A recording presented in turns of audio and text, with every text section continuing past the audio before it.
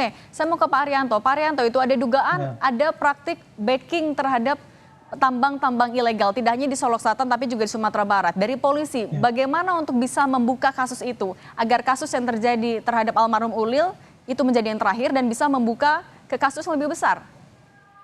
Ya, saya kira ya praktek membackingi atau membiarkan, ya istilah saya yang paling tepat adalah membiarkan terjadinya illegal mining di wilayah gitu ya. Illegal mining itu ada yang besar, ada yang pertambangan batu bara, emas, dan termasuk galian C ini termasuk yang paling banyak terjadi di berbagai wilayah ya.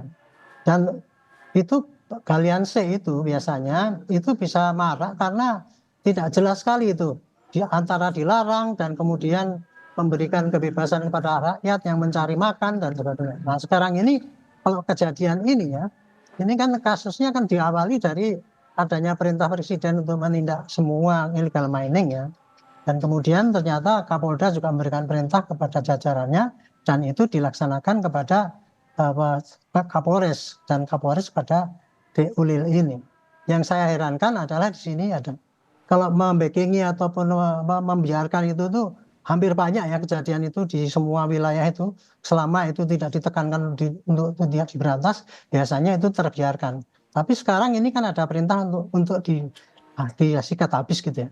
Yang saya nggak habis pikir itu kok kenapa kok kemudian sampai ini ya oknum polisi yang mungkin kenal ataupun melindungi si pelaku itu, kemudian ketika dia minta tolong untuk supaya tidak dibebaskan atau ditolong itu kemudian dia sampai menembakkan senjata organiknya dan bahkan dia kalap kemudian menembak rumahnya Kapolres.